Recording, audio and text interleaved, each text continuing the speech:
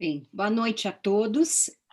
Eu sou a professora Júlia Mauro Ximenes, coordenadora geral da pós-graduação da Faculdade Presbiteriana Mackenzie de Brasília, e venho aqui iniciar, fazer a abertura do simpósio desta semana, que na verdade caracteriza aí a abertura do semestre letivo da pós-graduação, processo nas cortes superiores, bem como do lançamento, do início das matrículas de uma nova turma dessa mesma pós-graduação, processo nas cortes superiores, tá? É um prazer aqui apresentar, a fazer essa abertura, tá? Agradeço o professor Fabiano Tesolin, coordenador da pós-graduação, que organizou com muito carinho esse simpósio. Serão 3 dias.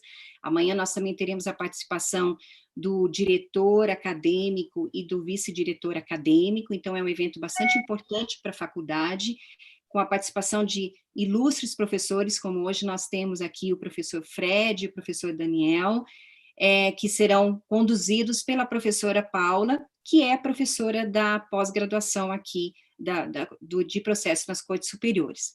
Então, eu venho só aqui dar as boas-vindas, agradecer aos professores que aceitaram o convite, né, de participar dessa live, de discutir aí com a gente o conteúdo importante que envolve o tema da pós-graduação, inclusive, e, mais uma vez, desejar a vocês, então, um bom encontro, tá?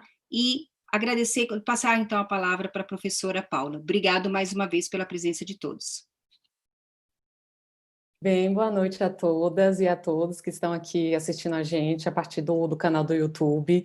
Primeiro, quero agradecer à professora Júlia Gimenez por essa apresentação aqui do simpósio de processo civil, que foi coordenado pelo nosso querido professor Fabiano Tesolin, que justamente tem um propósito de trazer discussão aqui de temas atuais e controversos da própria temática da pós-graduação, que é processo nos tribunais superiores, que é dividido nesses 3 dias, e hoje eu tenho uma grande alegria e honra de poder participar aqui para poder fazer a mediação dessa mesa, cujo tema é a questão da reclamação nos tribunais superiores.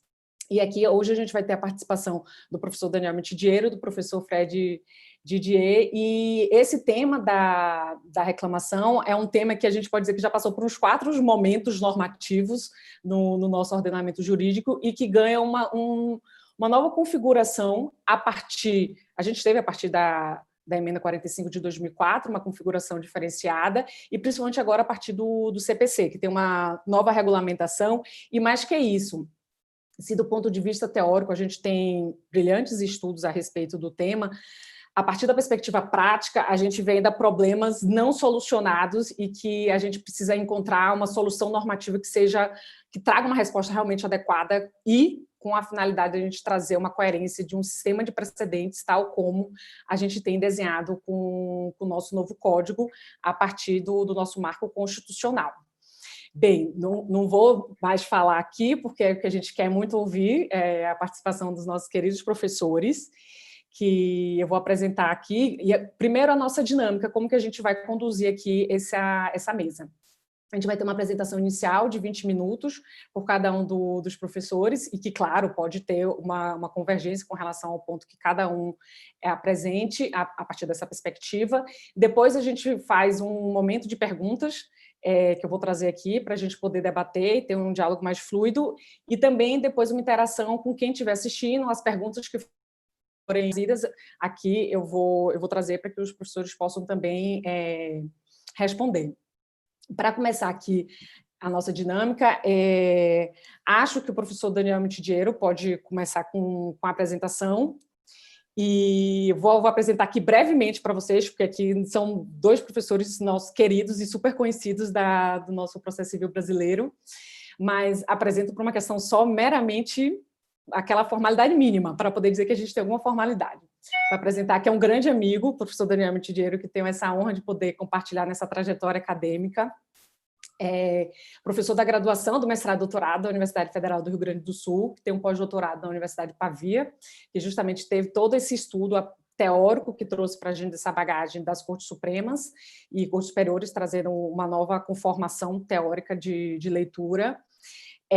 Advogado, que atua Porto Alegre, aqui em Brasília, principalmente nas Cortes Supremas, então tem uma dinâmica da prática também para poder trazer para a gente contribuição e reflexão acerca do problema que envolve a reclamação. Antes de passar a palavra ao professor Daniel Mitidiero, eu quero até fazer um pequeno jabá antecipado com relação a... porque esse tema da reclamação, na verdade, é objeto de um estudo específico, por isso até começar pelo professor Daniel Mitidiero para poder expor essa tese que ele trabalhou no livro dele, Como Não Existe o Livro Físico. Eu vou trazer aqui a foto aqui para vocês verem, que é a Reclamação nas Cortes Supremas, que será publicado pela editora, a Revista dos Tribunais, que a partir daí o professor Fred, que tem já alguns pontos de uma discussão que eles já tiveram anteriormente com relação a esse tema, também já pode trazer esse debate. Então, sem mais, passo a palavra para o professor Daniel Mitidiero para que comece a sua fala. Muito obrigado, Paulinha, professora Paula. É uma alegria ver teu sorriso, uma alegria estar contigo. Boa noite a vocês que estão com a gente pelo YouTube, que estão aqui com a gente pelo Zoom. Fred, meu querido amigo, é muito bom te ver também. Salve, professora Júlia, professor Fabiano. Eu realmente fico muito alegre da gente poder estar aqui começando esse simpósio. E eu fico, sobretudo, alegre porque esse debate ele tem já uma história, porque o Fred estava fazendo uma série de lives com os amigos dele, não por acaso, estou dizendo dessa maneira, e aí eu, num grupo comum, disse assim, mas Fred, tu já convidou todo mundo para fazer live e não me convidou para fazer live. E aí, tipo, pô, verdade, pensei que tu não ia perceber.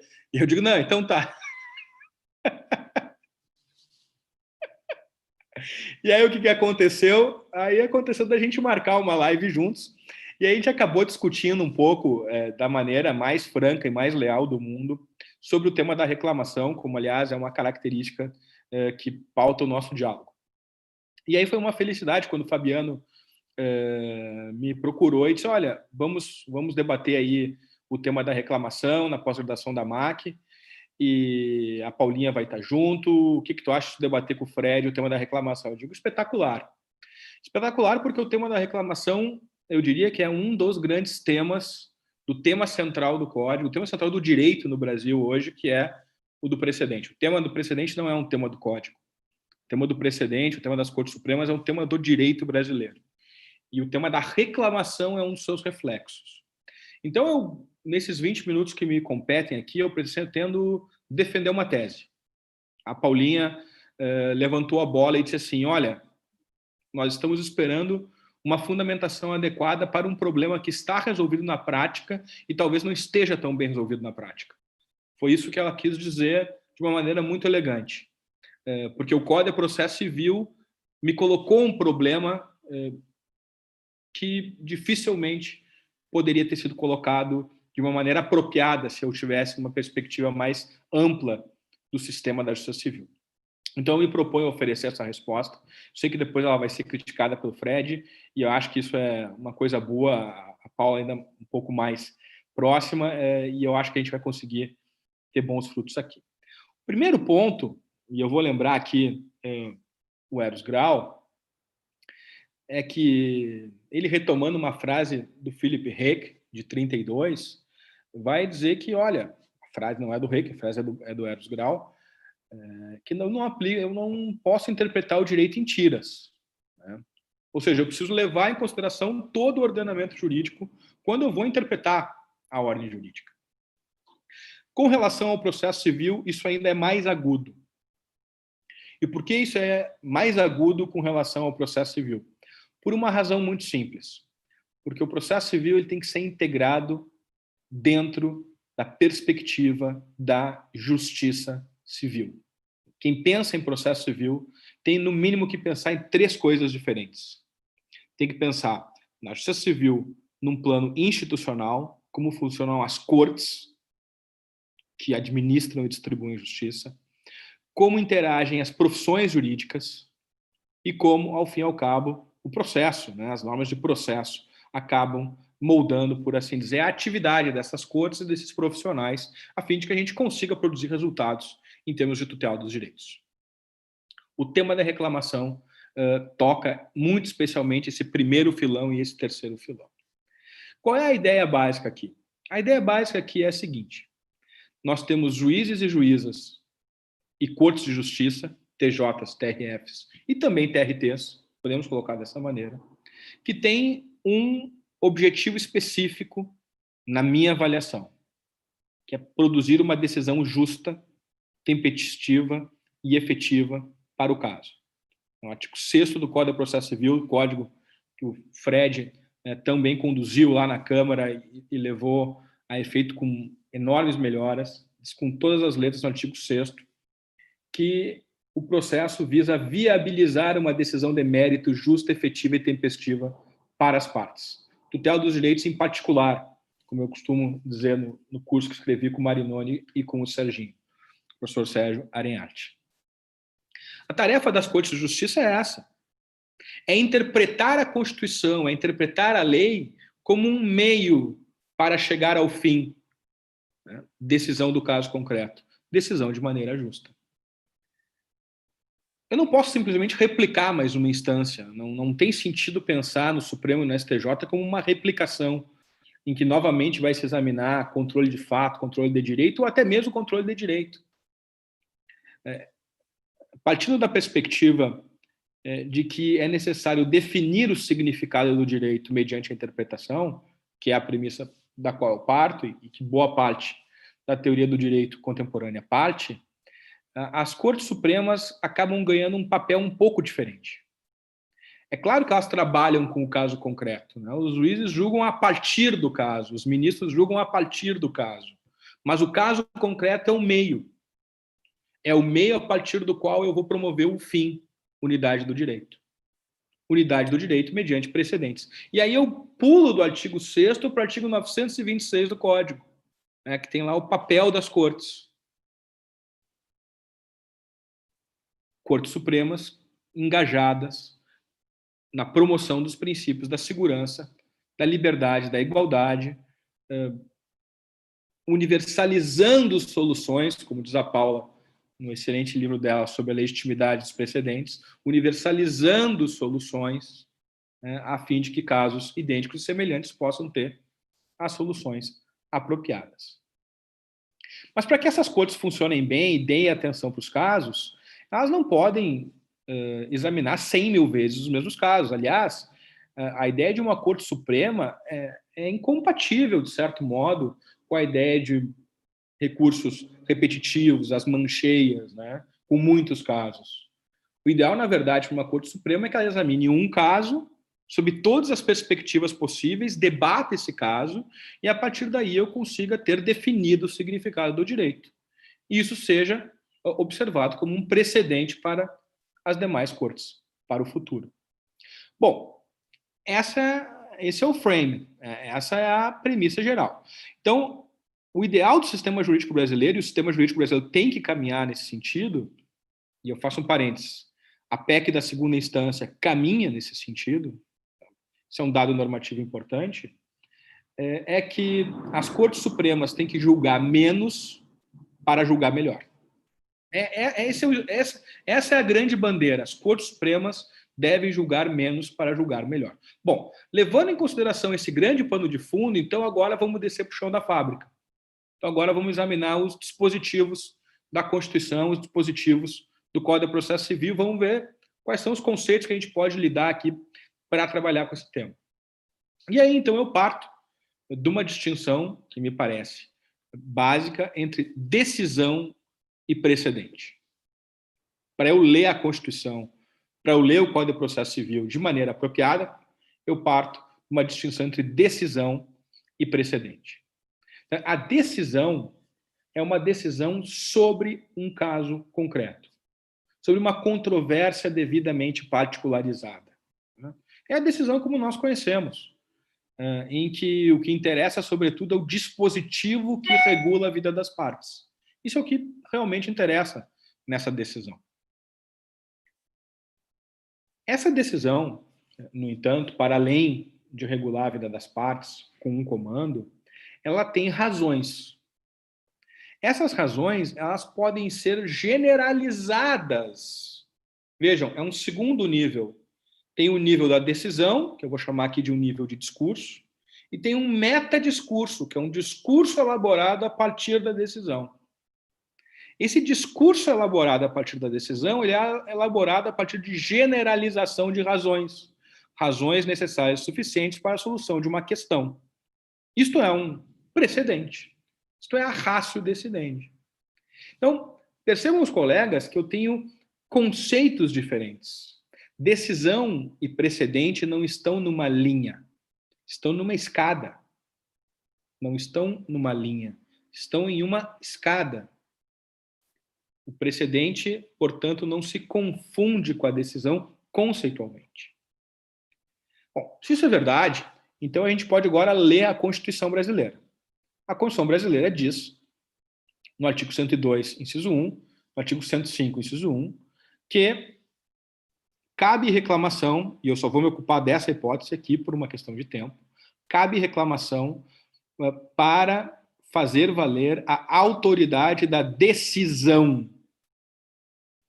E foi a partir daqui que o Supremo e o STJ desenvolveram uma copiosa orientação, há precedente sólido no sentido de que eu preciso aderência estrita para caber uma reclamação. O que eles estão querendo dizer com isso? Que o comando da decisão tem que estar sendo colocado em xeque, tem que estar periclitando. É o comando da decisão. Isto é aderência estrita. E é isto que tem autorização constitucional. Em 2004, emenda constitucional 45, apareceu uma nova hipótese de reclamação. A reclamação que visa a fazer valer o precedente estampado em súmula vinculante. Então, vejam, a reclamação não tem a ver com a súmula vinculante. A reclamação tem a ver com o precedente. Qual é a diferença entre a súmula vinculante e o precedente? Também é em termos de nível discursivo. Então, eu tenho a decisão, eu tenho o precedente, e eu tenho, num terceiro nível, a súmula. E vejam, não é uma questão de hierarquia aqui, é uma questão de despregamento dos fatos do caso. Aqui eu tenho vários fatos, aqui ficam alguns fatos, aqui ficam nenhum fato. Então, o precedente é um resumo, é um extrato. Aliás, a súmula é um resumo, é um extrato do precedente. E a Constituição resolveu ligar reclamação à eficácia do precedente retratado em uma súmula vinculante. E aí, então, o Supremo produziu algumas súmulas vinculantes e logo se deu conta de que estava comprando um problema, estava contratando um problema. Estava fazendo um negócio processual que ele não poderia cumprir. Qual foi o contrato que ele não poderia cumprir? De que se ele começasse a produzir súmulas vinculantes, ele teria que controlar a aplicação do direito no caso. É isso que ele deveria fazer. Per saltum. Em síntese, viraria uma corte de decisão de casos. Não, por acaso, o Supremo corretamente interrompeu a produção de súmulas vinculantes. E aí, qual começou a ser o panorama normativo no Supremo e no STJ? Ainda pré-Código de Processo Civil de 2015. O panorama normativo bastante claro, que é o seguinte: cabe reclamação para tutela da decisão de controvérsias particulares. Vejam, um controle abstrato de constitucionalidade produz uma controvérsia particular. Qual é a controvérsia particular? A lei em tese. A lei em tese é uma controvérsia particular, porque é uma lei individualizada. Cabe reclamação para a decisão de uma controvérsia particular, abstrata ou concreta. Cabe reclamação para a tutela da súmula vinculante, do precedente estampado em súmula vinculante.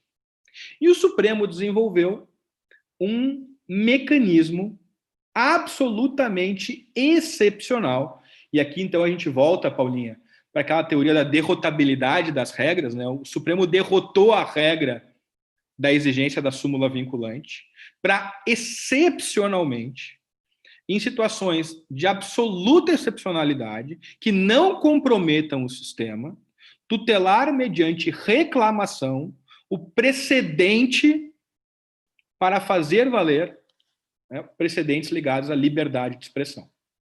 É a única linha de precedente que se admite no Supremo com a reclamação e já vinha se admitindo. E fazendo isso com base em derrotabilidade das normas. Vem o Código de Processo Civil.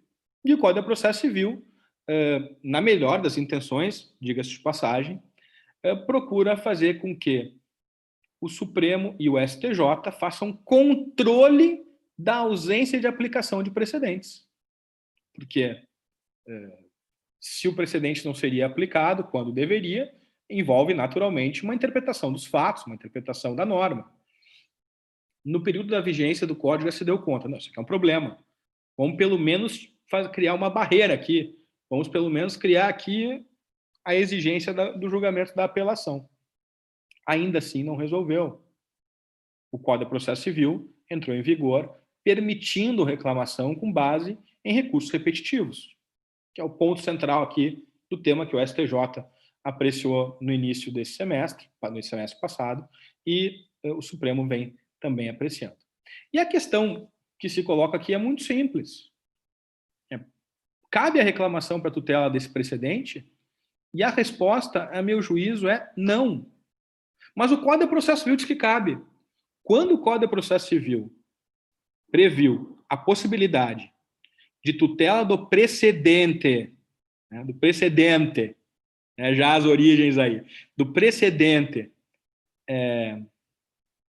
via reclamação, extrapolou a competência que foi dada pela Constituição para o cabimento da reclamação e para o exame da reclamação no Supremo e no STJ. Em síntese, basicamente, o artigo 988, quando liga a reclamação ao precedente, ela o faz de maneira inconstitucional. Por quê? Porque não há autorização constitucional para a tutela do precedente, mediante reclamação. Só para a tutela da decisão. Excepcionalmente para a tutela do precedente, mediante súmulas vinculantes. Né? E absolutamente como assim, porta de incêndio, sem comprometer o sistema, quando eu tenho um valor fundamental da República, quando eu tenho um princípio fundamental da República posto em perigo, como é o caso da liberdade de expressão. Então, com essas breves considerações, Paula, Fred, eu quero declarar aqui a minha alegria de estar com vocês, gigantes, amigos que eu prezo muito, com quem eu aprendo muito, e dizer que eu já estou aqui no aguardo para a gente poder conversar mais um pouquinho. Muito obrigado pela atenção de todo mundo. Bem, obrigada, Mitidiero, por essa apresentação e a apresentação dessa tese, que a gente vai poder ver com mais detalhes, essas premissas todas que foram consideradas no livro, e acho que em setembro, né, que vai ser o lançamento, será o lançamento, daí a gente vai poder ter um conhecimento mais próximo ainda de todas as circunstâncias dessa tese, mas a gente vai aprofundar um pouco aqui. E para isso, agora vou passar a palavra para o professor Fred Didier. Professor Fred Didier, que, assim, por circunstâncias da vida, não sou baiana, acho que o sotaque, por mais que digam que ele está um pouco suavizado, ele está um pouco mitigado, não há uma derrotabilidade aqui nessa hipótese. Por circunstâncias da vida, não tive o prazer de ser aluna direta do professor Fred, mas não sei nem se ele vai lembrar. Eu fiz... porque eu estudei na faculdade em Rui Barbosa, e na época eu fiz uma matéria como ouvinte, da matéria, se não me engano, foi até processo coletivo, que eram, não sei se eram tópicos, alguma coisa assim, lá na UFBA. Eu ia lá por conta dos meus amigos, lá do estágio da Procuradoria da República, e daí eu falei, não, eu preciso ter contato com o professor Fred de alguma forma. Fiz essa matéria como ouvinte, e daí a gente tem esse contato, mas muito mais direto, pelo estudo que eu tenho, e acompanho todo o trabalho do professor Fred, que tem uma grande liderança no nosso processo civil, que isso é realmente, além da liderança marcante que o professor Fred teve na questão do Código de Processo Civil, na implementação e na formulação legislativa, eu acho que um grande exemplo de liderança que o professor Fred teve, principalmente foi com o Fórum Permanente de Processualistas Civis, trouxe uma democratização enorme para a discussão, um palco para que todo mundo se apresentasse, e essa democratização da discussão do processo civil, e mais que isso, um ponto de encontro que tanta gente se conheceu, foram feitas tantas ligações, tantas relações, e jamais a gente teria tido essa oportunidade, até porque quando começou, a primeira versão eu não participei na época, acho que foi a que teve na USP em 2009, foi 2008, depois o Fred confirma isso, mas logo na seguida que teve em Salvador, aquilo foi maravilhoso, daquele ponto de encontro, e dali tantas amizades, tantas discussões, grupos de pesquisas que se conheceram, e a gente conseguiu enriquecer de uma forma tremenda o processo civil brasileiro, e a gente tem reflexo aí com grandes nomes agora dessa geração de processualistas. Portanto, tem uma grande honra de apresentar aqui, estar aqui com o professor Fred, que é professor da Universidade Federal da Bahia, da graduação, do mestrado e doutorado, livre docente pela USP, fez o pós-doutoramento pela Universidade de Lisboa, advogado também, que tem uma rica experiência também aqui nos tribunais superiores, e, portanto, passo a palavra, que eu sei que o professor Fred tem vai ser legal, a gente teve a tese, a gente vai ter uma certa antítese aqui, para depois ver se a gente consegue extrair alguma síntese dessas discussões postas aqui. Professor Fred, tem a palavra, por favor. Boa noite, pessoal. Boa noite a todas, boa noite a todos. Meu amigo Mitch, meu abraço. Paulinha, meu abraço. Fabiano, professora Júlia. A satisfação estar aqui, falar desse tema. Eu não sou um especialista do tema, meu conhecimento sobre o tema é um conhecimento raso. Eu não tenho como nem me comparar com não tenho como me nivelar com o Mitidieiro, que já escreveu uma monografia sobre o assunto, que será publicada, inclusive. Já saiu, já está na editora, né? Já está na editora com capa pronta já e tudo. Deve sair, como disseram aqui, até setembro. Então, meu conhecimento é um conhecimento superficial. E vou falar, então, por uma perspectiva não tão aprofundada como a perspectiva do professor Mitidieiro, e, para usar uma expressão dele, chão de fábrica. A minha vai ser faca só chão de fábrica.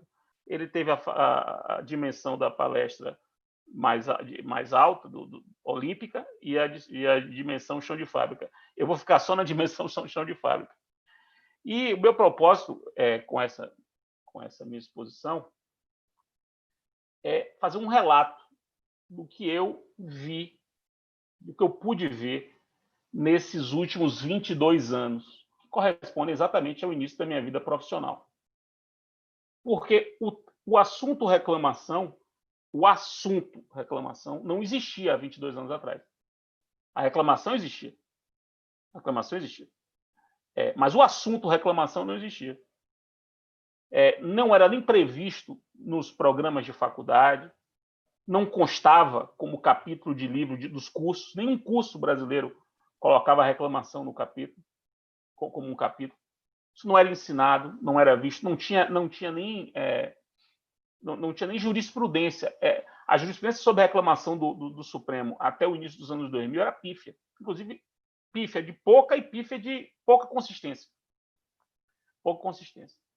Sucede que aconteceu uma verdadeira transformação nesse instituto.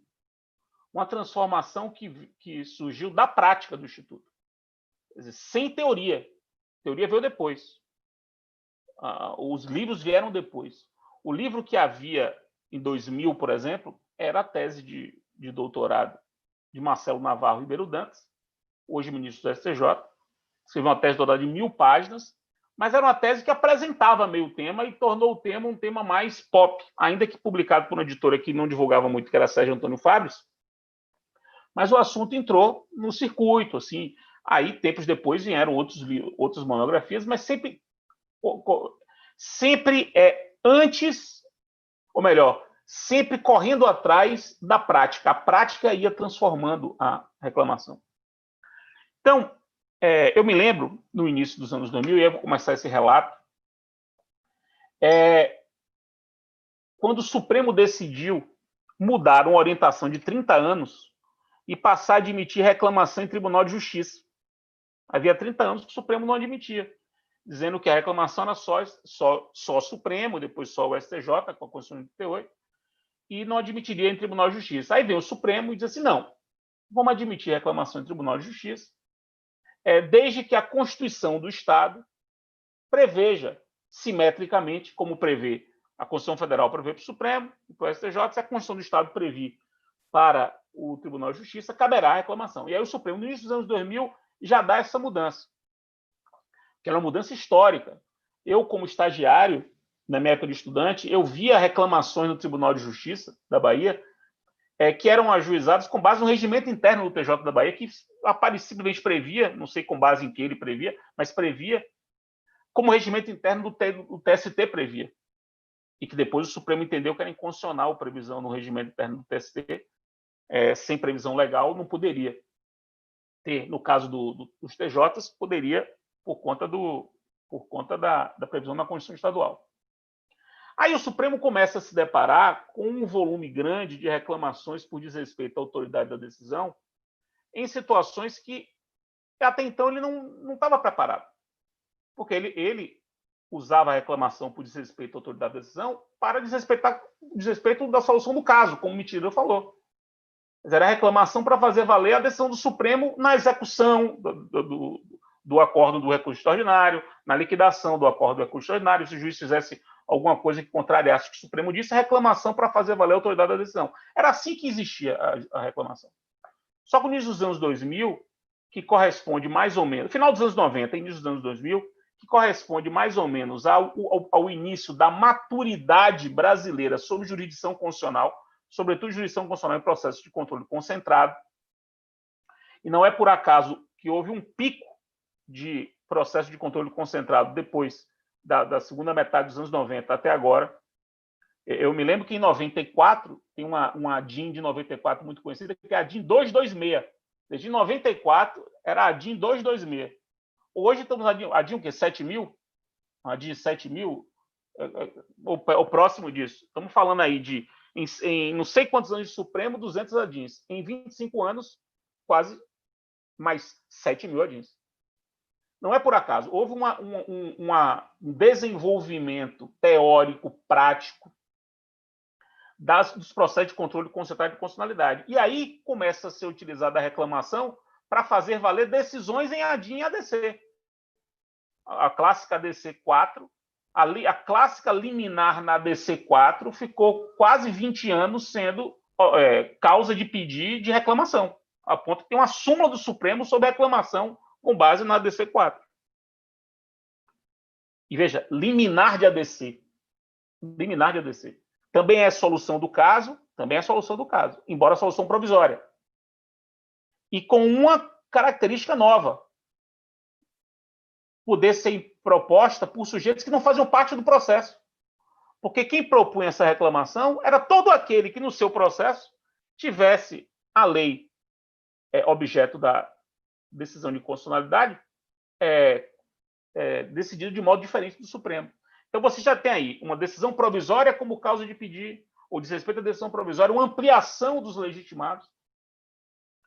A coisa começa a se desenvolver a ponto de o Supremo chegar a admitir, veja que coisa, o sujeito entrava com um ADIM, pedia uma liminar, o Supremo negava a liminar. Aí, num caso concreto, o juiz dizia que a lei era inconstitucional. Tinha gente que entrava com reclamação, porque sob o fundamento de que, se o Supremo negou a liminar na ADIM, significa que o Supremo quer que a lei produza efeitos. E se o juiz, no caso, diz que a lei não tem que produzir efeitos, ele está desrespeitando a negativa da liminar no ADIM, potencializando a duplicidade. Você veja as coisas se transformando. E esse contexto, é muito importante esse contexto, porque esse contexto foi o que inspirou a Emenda Constitucional 45. A previsão de reclamação em 2004, dezembro de 2004, não foi por acaso. Isso não saiu. Não foi uma coisa que saiu da mente criativa. Aquilo respondia a um desenvolvimento prático da reclamação. e a uma transformação pela qual passava a jurisdição constitucional brasileira, inclusive o controle difuso. A gente não pode esquecer o episódio do município de Mira Estrela, que é um episódio clássico em que o Supremo reconhece a inconstitucionalidade de uma lei municipal, de uma lei acho até no recurso extraordinário. Foi no recurso extraordinário, o Supremo disse que uma lei municipal de Mira Estrela era inconstitucional, que envolvia questões de número de vereadores. E naquele mesmo ano, o TSE, com base nessa decisão em controle difuso, edita uma resolução que regulamenta a eleição daquele ano, com base nesse precedente de controle difuso. E o Supremo depois teve que julgar um ADIM contra essa resolução, sob o fundamento de que a resolução do TSE não poderia fazer o que fez, porque não havia lei que dizia a decisão do Supremo foi controle difuso, e o Supremo, ao julgar essa ADIM, julgou improcedente a ADIM por unanimidade, dizendo que o TSE fez o que tinha que fazer, ou seja, dar cumprimento à orientação do Supremo dada em controle difuso. Esse contexto de transformação do controle difuso fez com que, naquela época, se cogitasse a possibilidade de a reclamação ser utilizada com dois propósitos distintos.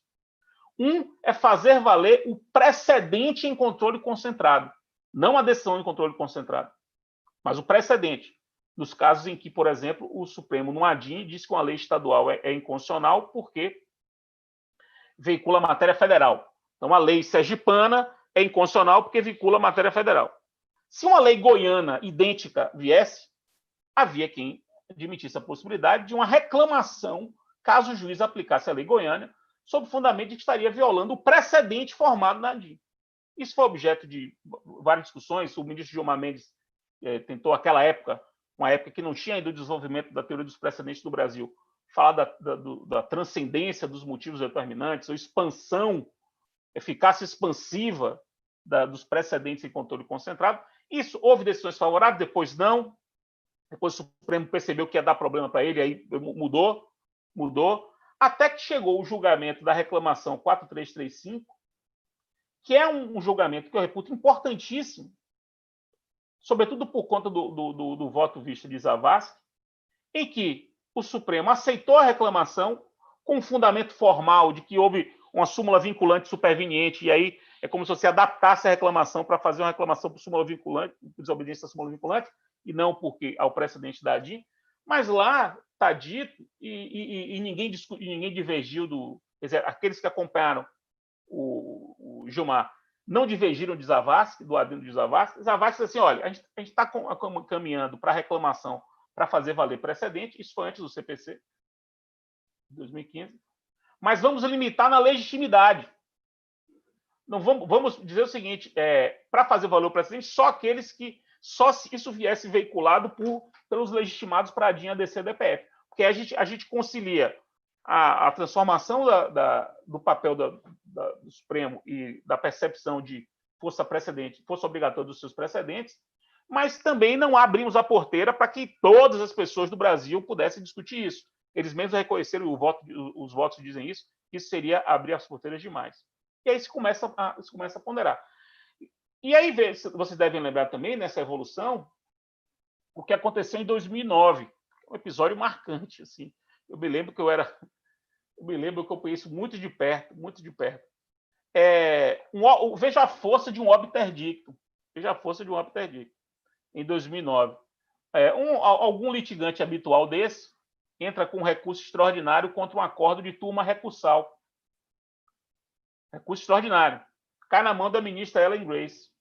A ministra Ellen Grace faz uma decisão longa dizendo que a matéria não é constitucional, a matéria é infraconstitucional e não conhece do recurso. Até aí nada demais. Só que ela avança e no obter dictum diz: me parece que o caso é de reclamação para o STJ, porque há orientação do STJ em sentido contrário. Isso foi em setembro de 2009, agosto, setembro de 2009. Os 2 meses seguintes foram meses que pegaram o STJ de surpresa, de calça curta. O STJ não esperava por isso, começou a ter reclamação contra a decisão de turma recursal que desobedecia. O STJ inicialmente vetou, mas logo depois acolheu. Acolheu com base no obter dictum do Supremo, que é isso que é interessante. Né? E em dezembro de 2009, edita uma resolução, a resolução 12, para regulamentar, percebam bem, regulamentar a reclamação por desobediência à decisão, aos precedentes do STJ, 2009. Isso durou até 2016. Durante 6 anos, o STJ examinava a reclamação para fazer valer os seus precedentes obrigatórios. Até que o STJ percebeu que estava complicado demais e aí editou uma resolução estranhíssima, por sinal. Uma resolução estranhíssima, para dizer o mínimo, em que o STJ disse que a competência para essa reclamação é dos TJs. Não é que o STJ disse que não cabia a reclamação. O STJ disse apenas o seguinte: não, ele não julgaria mais a reclamação. Quem vai julgar agora são os TJs. E é assim que as coisas vão. E é assim que as coisas estão. É nesse contexto de transformação. E paralelamente a isso, um outro dado importante. A reclamação também sofre uma potencialização na outra hipótese. O Mitidiero não comentou, ele disse que não ia comentar, mas também vale a pena dizer. A reclamação por usurpação de competência também passou por grandes transformações de significado nesses 20 anos. Por causa de quê? Por conta das discussões sobre competência de foro privilegiado e as discussões relacionadas a controle difuso em ação coletiva. Isso fez com que o Supremo tivesse casos emblemáticos. O caso, por exemplo, da governadora do Maranhão, de Rosana Sarney, em 2002, ela seria candidata a presidente da República em 2002, quando em março teve aquela apreensão de dinheiro numa empresa da família dela, determinada por um juiz federal. O advogado dela entrou com a reclamação no STJ para transferir a causa para o STJ por usurpação de competência, sob o fundamento de que, sendo uma busca e apreensão numa empresa de propriedade da governadora, o STJ que teria competência para isso. Aquilo foi uma reclamação por usurpação de competência, num caso, veja, muito sofisticado. Aliás, a reclamação por usurpação de competência, ela tem hipóteses de cabimento muito sofisticadas. Não é fácil para o advogado, que não tem um conhecimento mais aprofundado, compreender sequer as hipóteses em que essa reclamação é cabível.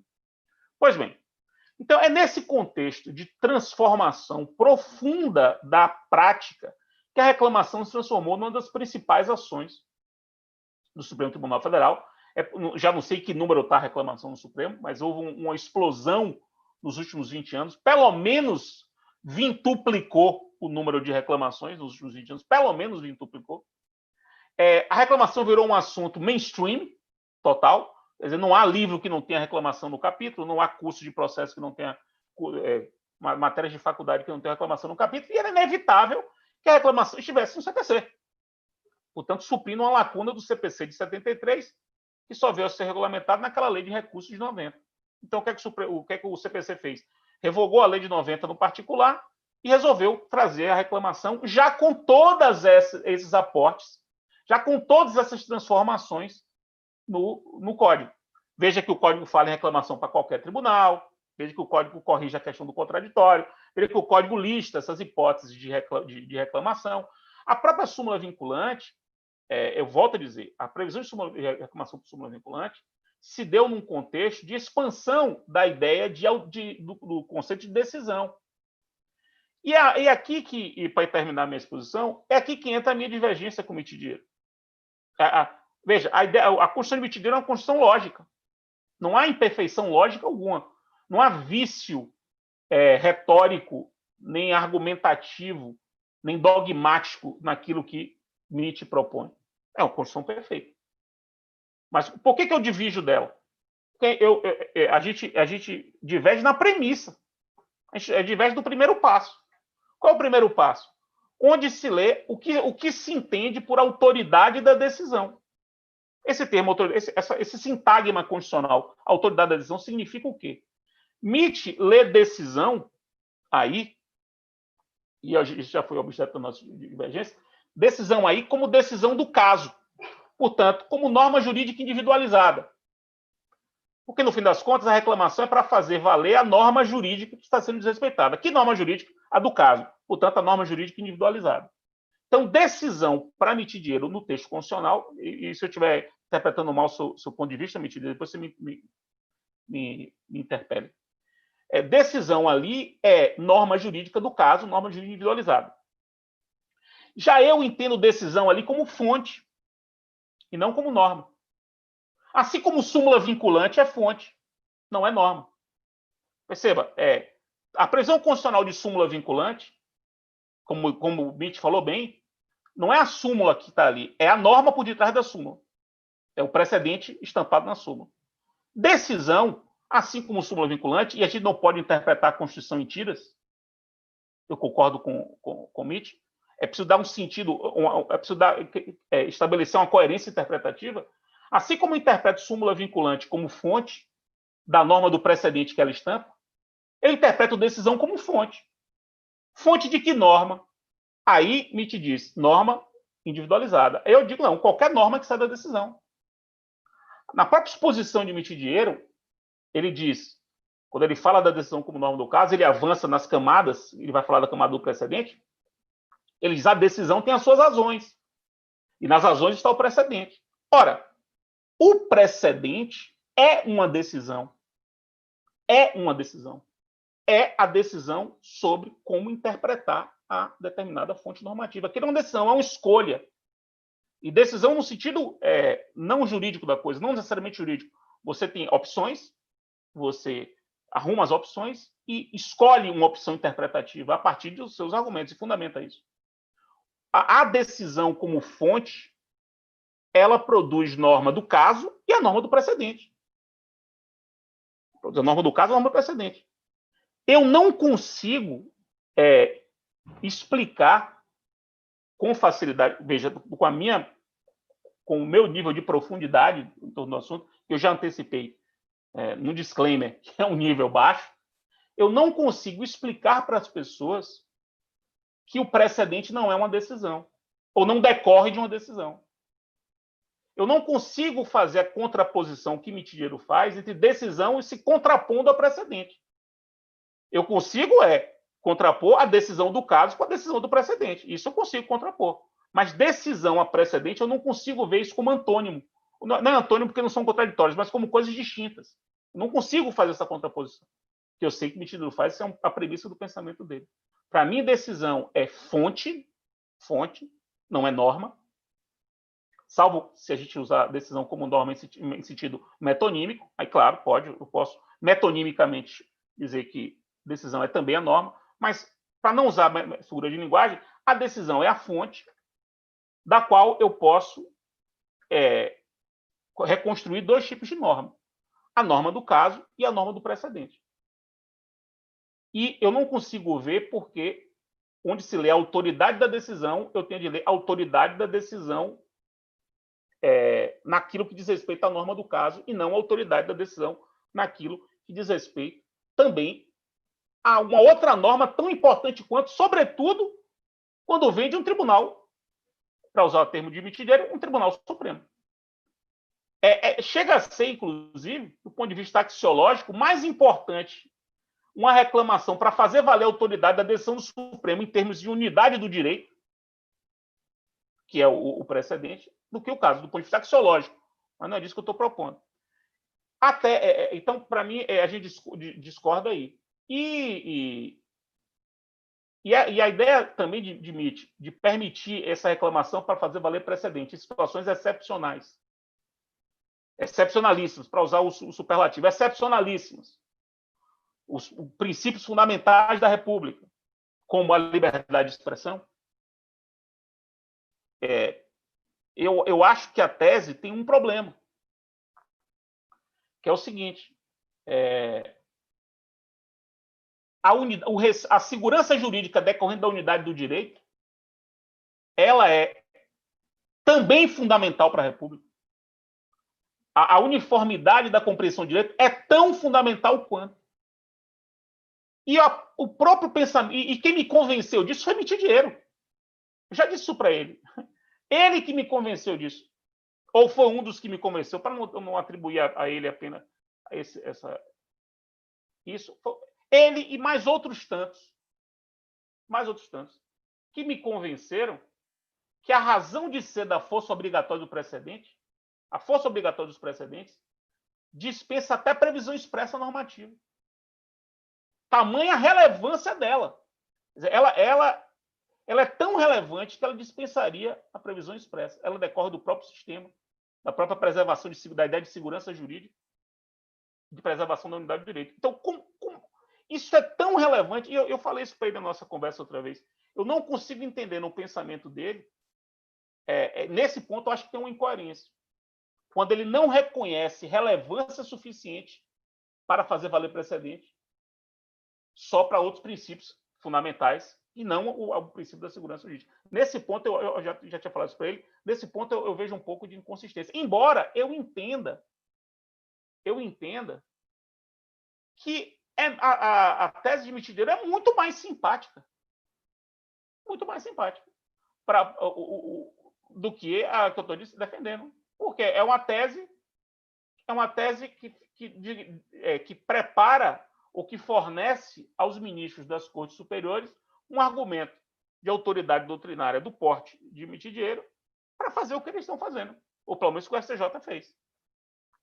É bem provável que essa tese seja a tese de Mitidiero, que uma das dezenas de teses que Mitidiero construiu nesses 15 anos aí de atividade intelectual, quase que ininterrupta, talvez essa tese seja a tese que vá mais vingar nos tribunais, vai ter mais aderência nos tribunais superiores.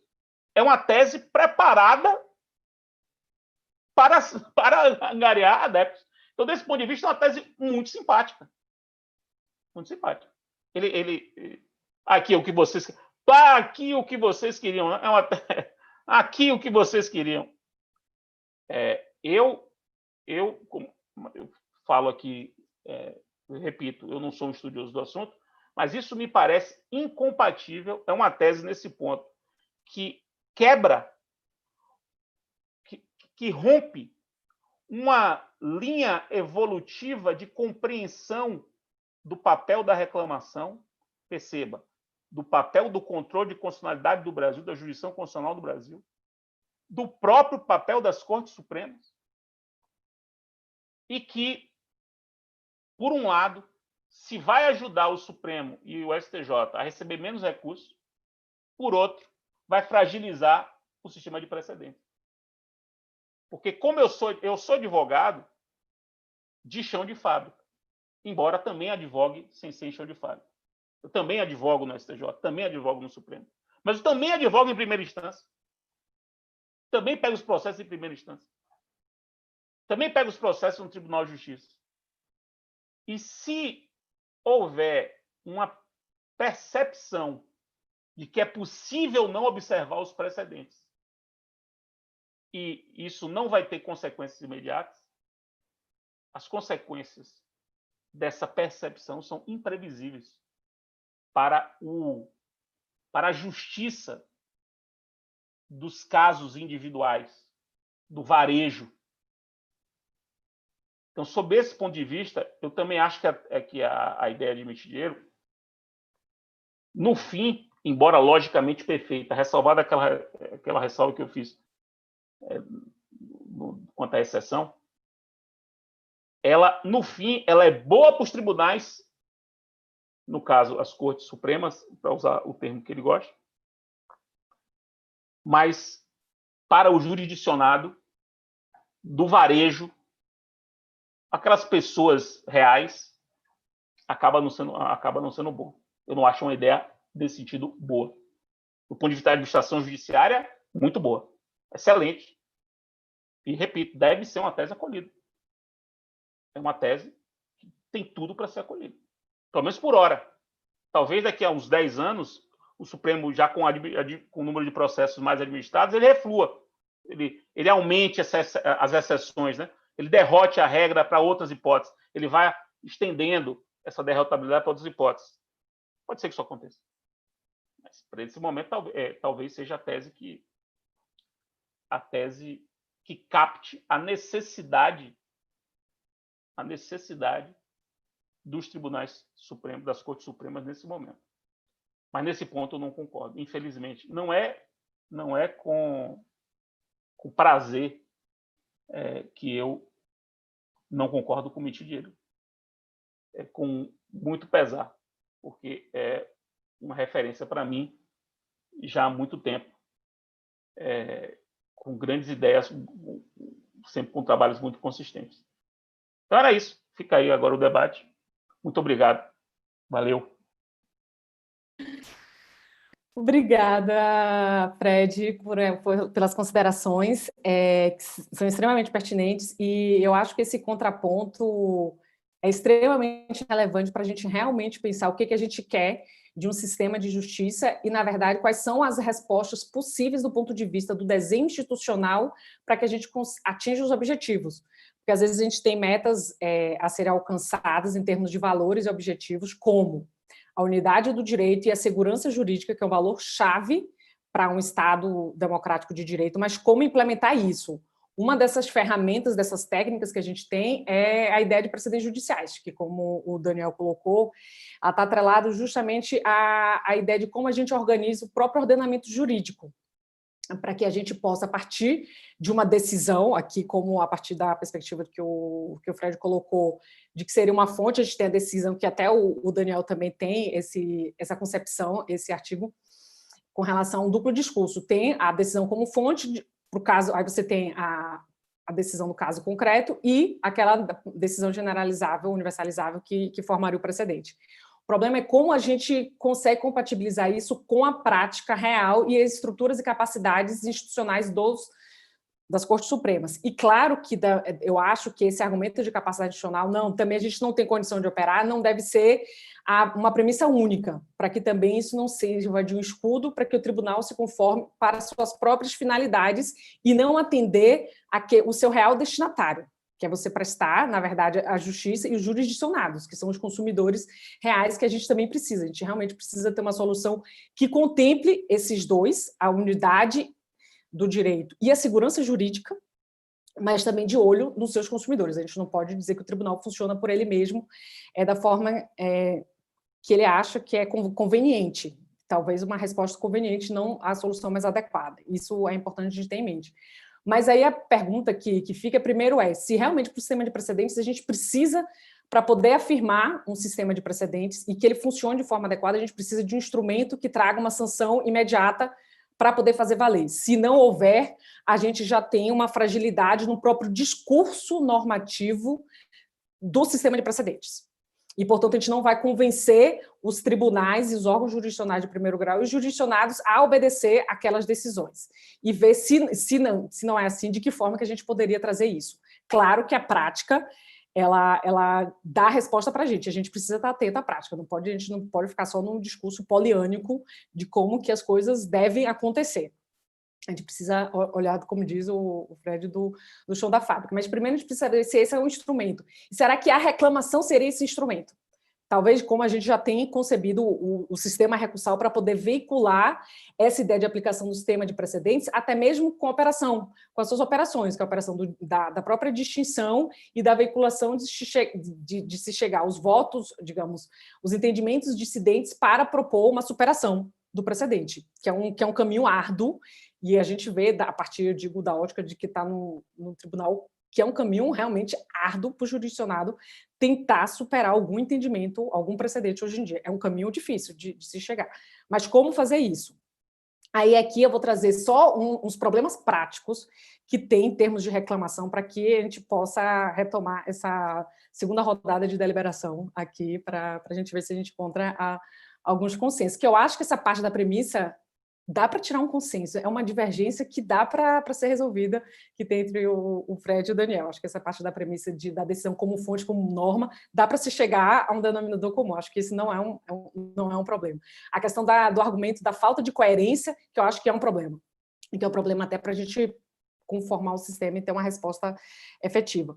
E daí a ideia de que se a reclamação serve para a tutela do precedente, primeiro que o Daniel colocou, que não, é só em casos excepcionalíssimos, que o Supremo está fazendo isso com a DPF 130 por conta do valor da tutela do valor da liberdade, que é um valor caro à estrutura do Estado constitucional. Tudo bem.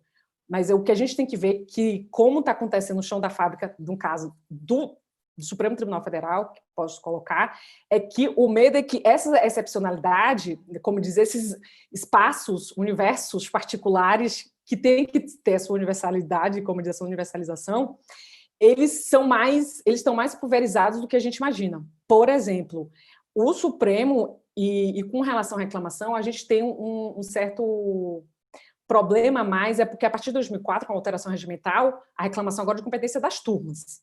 E daí a gente já tem uma manipulação, porque antes a gente tinha no plenário a resolução dos problemas, e agora está em turma. Então a gente vários problemas não foram resolvidos ainda pelo tribunal, a sua composição, ou seja, uma voz institucional a respeito dos problemas a gente não tem.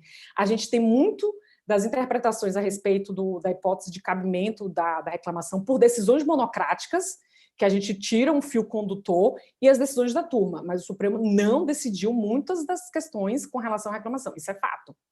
Principalmente a partir de 2014, a gente não tem esse encontro no plenário para discutir reclamação. E daí um problema, a reclamação hoje por uma questão excepcional, mas o excepcional que se replica em muitos casos. E daí é um problema, porque se o precedente quer reduzir a complexidade interpretativa para garantir segurança jurídica, a reclamação está aumentando essa complexidade. Ela não está reduzindo a complexidade interpretativa para tutela, nem para a tutela do precedente. E daí, 2 pontos que eu vou trazer aqui para a gente discutir primeiro, a gente tem um problema grave de metodologia decisória das decisões colegiadas para dizer qual é o precedente. E onde que está, digamos, desaguando isso em reclamação. A reclamação está sendo um veículo para se discutir realmente o que foi decidido em sede de ADI e mesmo de repercussão geral. E tem uma chuva de reclamação, como diz, para poder discutir não realmente o que foi que o tribunal decidiu, para poder saber o que vai ter autoridade normativa ou não. E um exemplo clássico aqui, a ADC 16, que foi a ADC 16 que tratou da questão da responsabilidade subsidiária da administração pública pelos encargos trabalhistas das contratadas, que na hipótese da ADC só foi dizer que, na verdade, não tinha uma responsabilidade subsidiária automática. O que tem de reclamação que tomou muito a pauta do Supremo para poder discutir realmente o que era essa aplicação automática, que, na verdade, o tribunal tinha compreendido outras hipóteses, e isso trouxe para a reclamação. E alterou, na verdade, o que foi decidido na própria ADC. Veja que, em sede de reclamação, a gente tem uma alteração disso. E outro caso muito clássico desse ponto é a reclamação 4374, que se discutiu, até anotei aqui, que foi a questão do que foi decidido na DI 1232, que foi do benefício assistencial de prestação continuada aos idosos e ao deficiente, que nessa daí se declarou constitucional uma regra legislativa para poder dizer que o parâmetro que se tinha para ter o benefício assistencial. E na reclamação 4374, o que aconteceu foi que se definiu sem ser uma discussão, que foi capitaneada até o voto relator do o ministro Gilmar, e quem divergiu nesse ponto foi o ministro Zavascki, ele fez um contraponto muito bom, porque o ministro Gilmar defendeu, que acabou que foi acolhido, que na reclamação há espaço, inclusive, para se alterar entendimento firmado em ADI. Em ADI ou repercussão geral. A reclamação é o espaço para superar precedentes formados no plenário do tribunal. Acho que foi a ADC, né? Não foi não, Paula? Essa daqui... Não, para rever decisão em ADC. Não, em ADI. Foi a ADI 1232 que declarou, porque a ADI foi julgada improcedente para dizer que era constitucional a lei. É isso. Mas é para rever a decisão de constitucionalidade. Sim, de constitucionalidade, sim. Porque se não a decisão não poderia. Porque já estava fora do sistema. Eu tenho um artigo sobre esse julgamento. Esse julgamento é um julgamento muito importante porque ele transforma a reclamação no instrumento de revisão.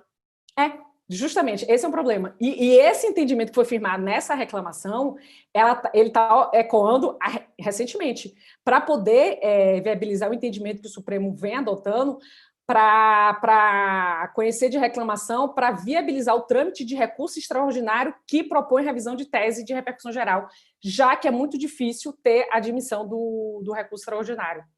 Então, o que a gente tem agora, essa transformação também da reclamação para se discutir essa hipótese de distinção e viabilizar o trâmite de recurso extraordinário para discutir uma superação de entendimento em sede de repercussão geral. E aí, como está muito difícil o acesso pelo sistema recursal, e isso é nítido, eu não consegui trazer hoje, mas depois até mando, em termos de estatística, como o Fred falou. Se a gente teve uma diminuição em termos de recursal por conta do juízo de admissibilidade que foi implementado no Supremo Tribunal Federal, o número de reclamação é inversamente proporcional. Aumentou muito, digamos, nos últimos anos, e a gente vê isso nos últimos 2 anos. Como aumentou para poder viabilizar essas discussões, seja do que o tribunal entendeu, ou seja, na reclamação vai se discutir o que tem autoridade normativa, o que foi o precedente. E daí é um problema, porque a gente aumenta a complexidade. Como é que a gente vai a segurança jurídica que a gente quer, a gente não vai conseguir com a reclamação, que começa e se altera, inclusive, que foi discutido no plenário. E aí a gente tem um problema maior, que é que agora isso é feito em turma. Você dribla o quórum que tem no plenário e não é o Supremo, digamos, que faz essa revogação. Então, são aqui questões que eu coloco para o início aqui do debate. Massa! Obrigado, Paulinha. Obrigado, Fred. É sempre bom debater com vocês. Eu acho que a gente está mais afinado, hein, Fred? Acho que a nossa primeira conversa sobre isso foi mais quadrada. Eu acho que agora a gente está mais... estamos mais conscientes dos nossos argumentos e das nossas convergências e divergências. Eu acho que a gente está chegando num ponto bom aqui. E a Paula acho que colocou várias questões importantes aqui, Paulinha, que acho que nos aproximam também, tá? Eu, obviamente, não vou começar uma nova exposição, eu vou também trabalhar com bullet points, mas eu vou, de algum modo, assim, começar do fim, tá? Começar dando nome aos bois, tá? Eu acho que o sistema... Eu acho que tem, sim, 3 grandes nomes aí que a gente podia responsabilizar, tá? No bom sentido, naturalmente, porque o direito ele avança com tentativa e erro, né? E eu acho que a gente está avançando mais com acertos do que com erros. Deixa eu dizer que eu acho que a gente tem um direito melhor hoje do que a gente tinha antes, tá? Então, o primeiro ponto é, quando o Fred pontua, olha, a reclamação ela acabou coadjuvando a expansão da jurisdição constitucional, e a jurisdição constitucional é um instrumento precioso para a afirmação da Constituição da segurança jurídica, eu acho que ele tem um ponto legítimo. Depois eu vou fazer uma réplica aqui à inconsistência, mas eu acho que a exposição é essa mesmo. Então, eu preciso reconhecer que nós estamos num ponto melhor hoje do que nós estávamos em 1992. Tá? E por que eu estou voltando a 1992? Por uma razão simples, porque existem 3 personagens fundamentais nesse debate. A primeira delas se chama Moreira Alves. Então, a primeira personagem fundamental no problema da eficácia vinculante da decisão dispositivo se chama Moreira Alves. A segunda personagem fundamental se chama Gilmar Mendes. Né? Emenda Constitucional número 3, 93, inclusão da ADC, os estudos sobre jurisdição constitucional do ministro Gilmar na Alemanha, depois a elaboração da Lei 9868 e da Lei da DPF, e depois também, naturalmente, o trabalho que ele teve na Suprema Corte e com a Emenda Constitucional número 45. Então, a gente tem um arco muito importante aqui em que ele é uma personagem decisiva. E é, sobretudo, decisiva quando ele vai dizer, olha, na jurisdição constitucional, depois eu vou expandir esse discurso, nós precisamos fazer com que não só a decisão tenha eficácia, né, erga omnes, é preciso que esteja eficácia ultra partes. E quando ele procura juntar essas duas expressões, o que ele quer dizer, isso está declarado no jurisdição constitucional, eu preciso dar, como o Fred lembrou bem antes, eficácia vinculante aos motivos determinantes da decisão, que não é nada mais, nada menos do que dizer eficácia vinculante a ratio decidendi. Ponto. É só isso que está sendo dito. Né? Mas isso é muito importante que foi dito naquela época. Foi um gol de placa, vamos colocar dessa maneira, para usar uma expressão que ele certamente gostaria de escutar. Foi um gol de placa do ministro Gilmar. Eu acho que foi bastante importante. E acho que vale a pena sublinhar isso. Terceira personagem fundamental, nosso querido amigo Marinoni. A Patrícia Perrone, nossa querida amiga também, escreveu o precedentes dela em 2008 e procurou fundamentar o caráter vinculante do precedente na jurisdição constitucional. Né? E o Marinoni, em 2010, escreve o precedente obrigatório e diz, não é só o precedente na jurisdição constitucional que importa, não é só o precedente no controle abstrato. Na verdade, levando em consideração a existência de cláusulas gerais, então de linguagem aberta, e de controle difuso, o precedente ele é obrigatório no Brasil Sempre. Por quê? Porque assim determina a segurança jurídica e a igualdade. Essa é a argumentação do Marinoni em 2010.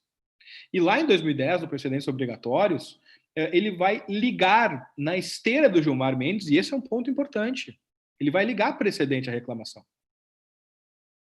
Esse é um ponto fundamental.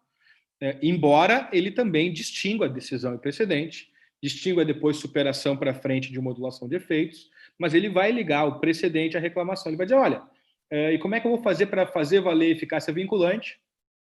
Reclamação. E aí ele faz uma ligação com os estudos do ministro Gilmar. Bom, é justamente nessa altura aqui que eu quero entrar nessa conversa, né? Eu acho que aqui a gente tem um problema. Eu acho que as intenções são as melhores, mas, pegando o repto da Paulinha, a reclamação não é instrumento para fazer valer o precedente. Os precedentes, como norma jurídica, se impõem para a solução dos casos, como as normas legais, como as normas constitucionais. É assim que a gente aplica precedente. A gente aplica precedente não por uma fórmula específica. Na verdade, quando eu liguei reclamação ao precedente, eu imaginei que a eficácia vinculante do precedente dependia de uma forma específica para a sua realização, o que é um equívoco. A lei não tem uma forma específica para a sua efetivação. E nem por isso ela deixa de ter heteronomia, nem por isso ela deixa de ser obrigatória. Então, eu acho que é importante, e aqui a gente também tem um ponto de contato, aí, o Fred, perceber que o sistema de precedentes vincula, não porque o CPC diz que vincula. O sistema de precedentes ele é obrigatório e é vinculante porque ele encarna o significado que é outorgado pelas Cortes Supremas aos textos e aos elementos não textuais da ordem jurídica. Esse é o ponto fundamental. E eu acho que isso responde à tua primeira provocação, Paulo. Vamos para a segunda. Bom, mas então, como é que eu vou fazer o controle do precedente? Aí eu vou para o Fred. Eu não vou enfraquecer o controle do precedente porque eu tenho que criar uma cultura jurídica que perceba que obedecer o precedente significa obedecer à norma jurídica. Em um sistema cético moderado ou cognitivista moderado, tanto faz, o que importa é o moderado, né? As soluções estão dentro da moldura, não posso decidir fora da moldura porque eu sou arbitrário, preciso decidir de maneira racional dentro da moldura. Ceticismo moderado, cognitivismo moderado, é isso que importa. Não tem como dizer, dentro da administração da justiça civil, que eu sigo a Constituição e não sigo o precedente. Porque o precedente para a administração da justiça civil é a encarnação da lei, é a encarnação da Constituição. Eu acho que esse é um ponto importante do nosso consenso aqui. Eu acho que a gente tem aqui um ponto muito importante mesmo. E aí eu já aproveito também para dizer o seguinte, se isso é verdade, então, a rigor, não é a decisão que é a fonte do precedente, mas é a generalização que eu faço da decisão e descrevendo o significado ao texto. É um pouco diferente. Aqui eu realmente vou romper, porque eu abstraio razões. Eu vou romper, e por isso que eu não tenho uma ligação, Fred. Mas eu acho que essa nossa divergência é uma divergência e dá perfeitamente para compreender a decisão como tu compreende e como você compreende, para ficar mais Brasil, né? Eu fico muito sul, né? Participei de um webinar hoje de manhã que o pessoal me disse assim, não, vai ter o seguinte, ó, tem 4 pessoas de São Paulo e o Daniel para trazer uma perspectiva sulista. Pô, me senti meio Asterix, assim, né? Até declarei, né? Bom, fecho parênteses. Então, para a gente ter uma perspectiva assim, enfim, as duas soluções, enfim, são aceitáveis. Agora, o que eu acho que é um gol importante que a gente vai ter é que, se o que eu estou dizendo é verdade, que a reclamação não tem nada a ver, então, com unidade do direito e precedente, então a gente precisa fazer valer o precedente pela cadeia recursal. Muito bem. Só que a maneira pela qual o código está redigido hoje está mal.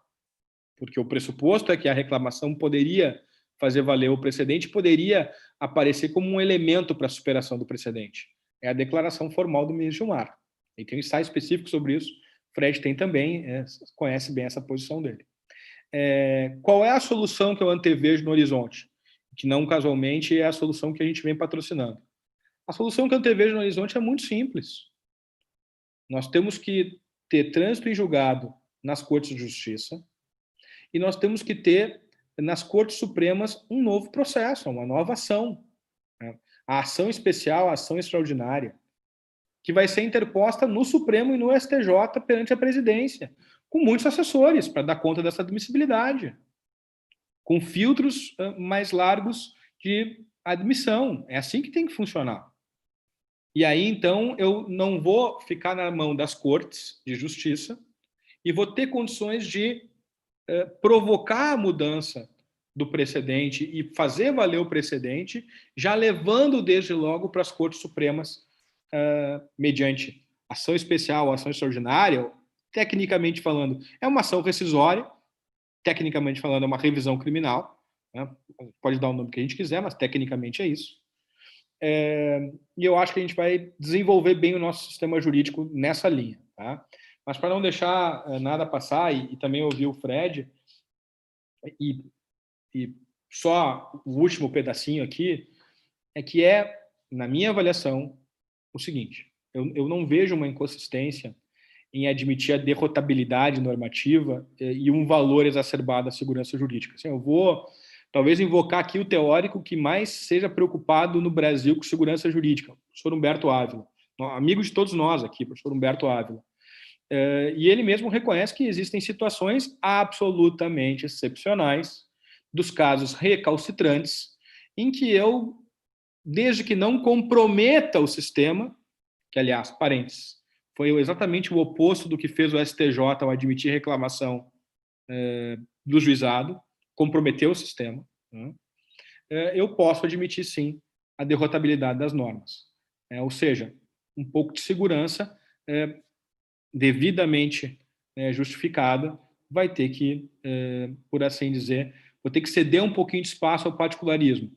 É um universalismo presumido, para usar uma linguagem do Schauer aqui, e que o Humberto também usa e que acho que vale a pena. Um pouquinho nós vamos ter que admitir.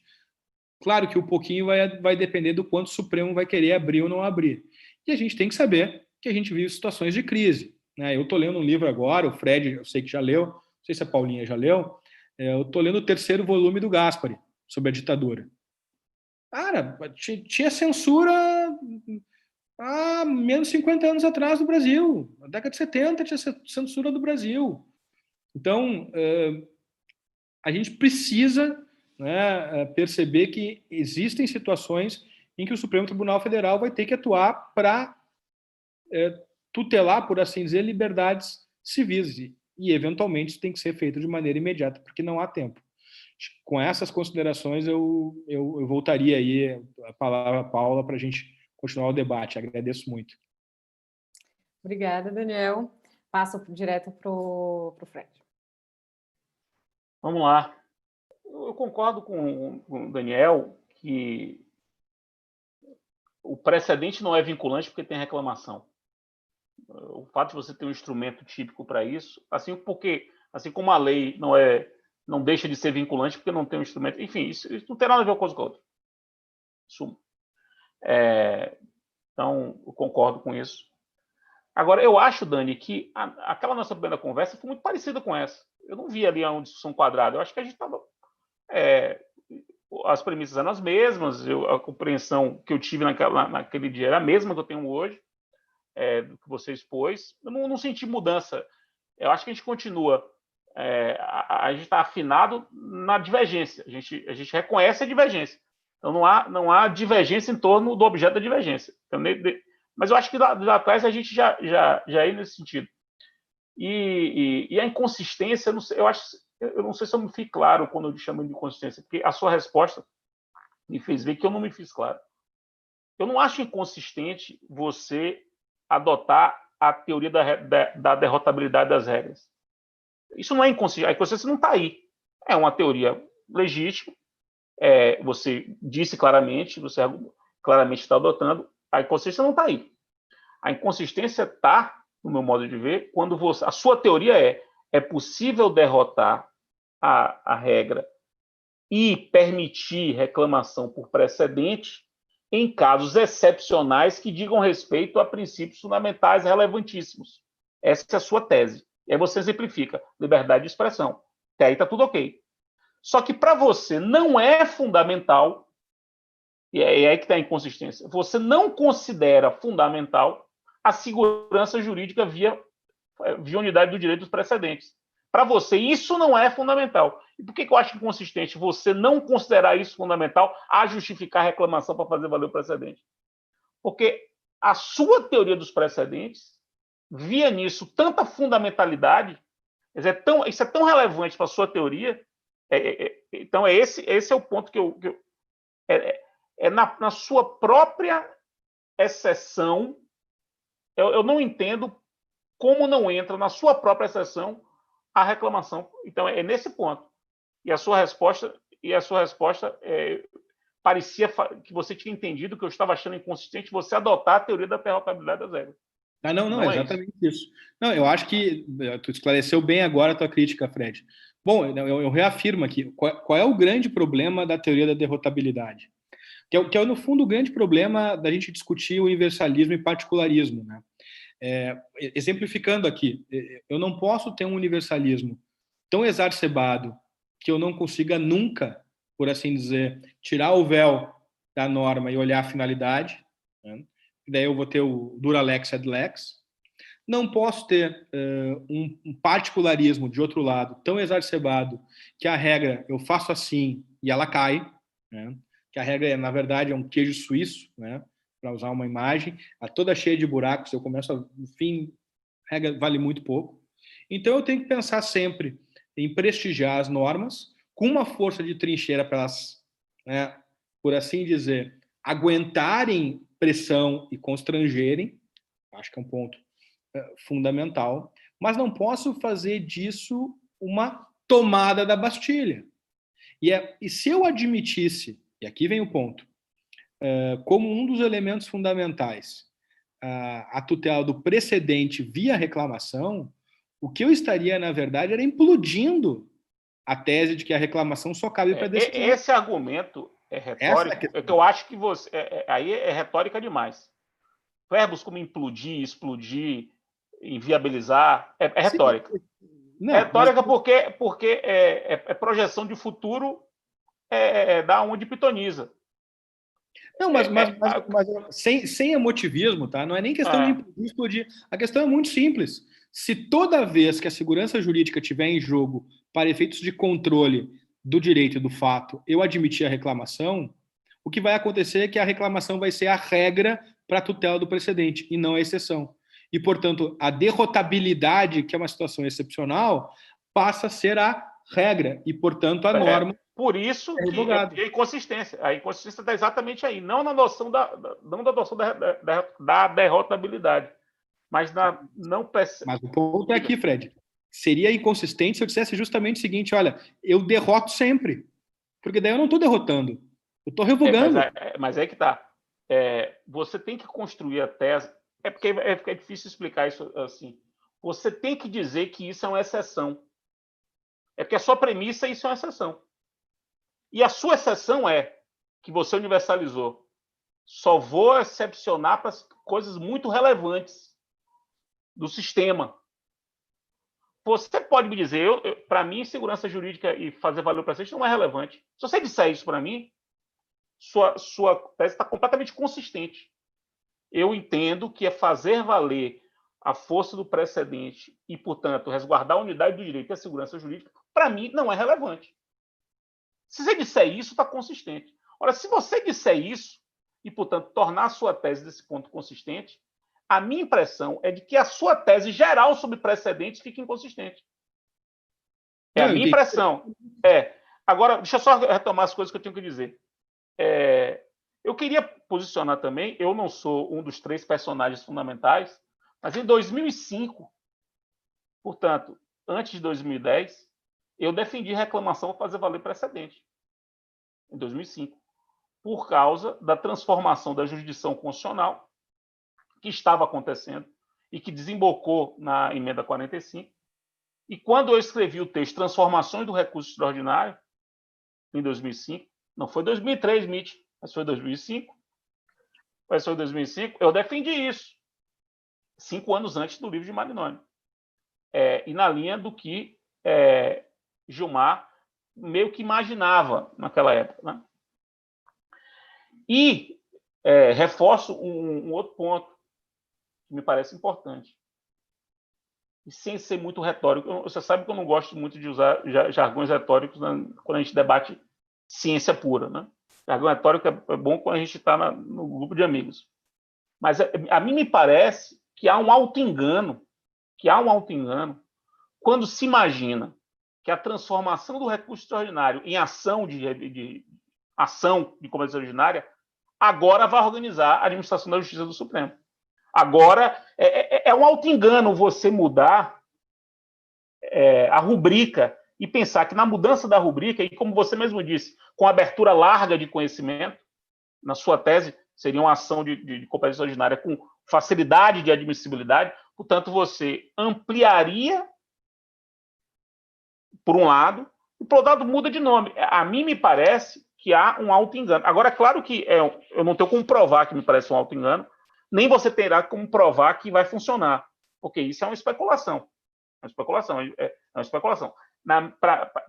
Para mim, e aí eu volto num ponto que Paulinha falou, esse aumento de reclamação que houve, se a gente pensar em um lapso de tempo maior, ele é um meio que equilíbrio de forças.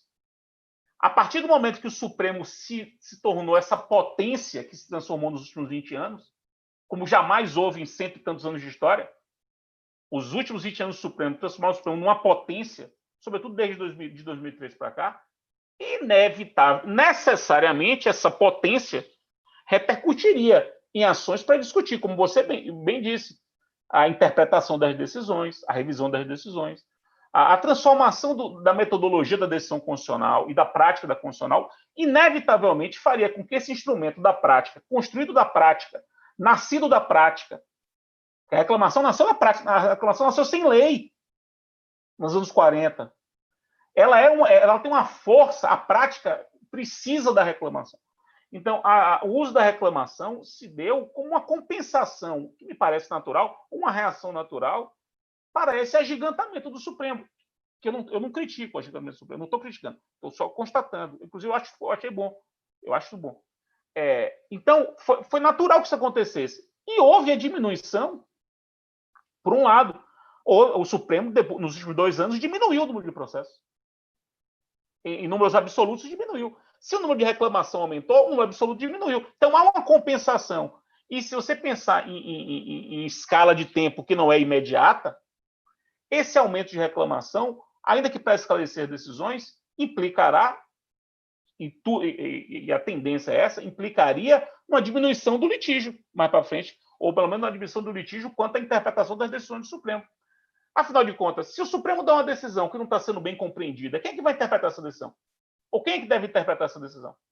E por que eu tenho que ficar passando de juiz de primeira instância interpretando a decisão do Supremo, depois do Tribunal de Justiça interpretando a decisão do Supremo, depois eu vou tentar, via recurso extraordinário, que o Supremo interprete uma decisão que, no final das contas, é a decisão dele.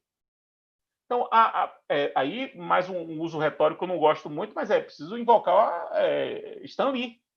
Preciso invocar Stan Lee. Mais uma vez, a doutrina Stan Lee. Para grandes poderes, grandes responsabilidades. Se aumenta o tamanho do poder supremo, e se aumentou nos últimos 20 anos, por que não vai ter um efeito rebote disso? É natural que tivesse. Você quer esse poder todo e não quer que haja um efeito rebote? E, no fim das contas, o efeito rebote foi menor do que se imaginava, porque, repito, nos últimos 2 anos houve uma diminuição. E por que houve diminuição? Porque o sistema começou a funcionar. Eu entendo quando o Mitigeiro diz assim, precisamos mudar a cultura, precisamos entender que... Mas, veja, a mudança cultural... O Brasil tem 150 anos e a ideia de lei no Brasil, a ideia de autoridade, de impessoalidade, a gente não conseguiu construir ainda. Uma das marcas do Brasil é a dificuldade de você compreender a impessoalidade das relações. E isso no dia a dia. Não é só relação de poder, não. As pessoas me procuram, porque eu sou, por exemplo, diretor de uma faculdade, as pessoas me procuram para resolver o problema dos seus filhos, contra a legem. Mas como o filho é meu sobrinho, porque eu vi nascer, mas Fred é meu filho. Você tem que resolver. Meu amigo, é contra a legem. Eu não vou resolver, porque é seu filho. Você devia ter vergonha de me pedir isso. Você, como meu amigo, devia ter vergonha de pedir. As pessoas não conseguem perceber a impessoalidade. E nos 500 anos, a gente vai mudar o discurso da mudança de cultura para justificar isso. Eu acho um discurso um pouco romântico. É um pouco romântico. É correto, claro, corretíssimo. É o que a gente tem que fazer. Nós somos doutrinadores. Há um elemento retórico e promocional nas nossas lições. E eu faço isso. Eu tento isso no meu dia a dia.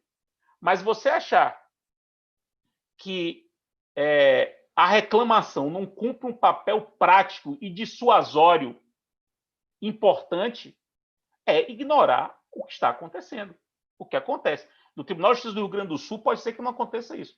Como eu lido com tribunais de justiça em que deliberadamente, em casos, desrespeitam, é muito importante ter esse instrumento à disposição, porque eles sabem que, no fim das contas, eu vou poder entrar com recurso e vou poder ir diretamente no Supremo e conseguir uma liminar na reclamação.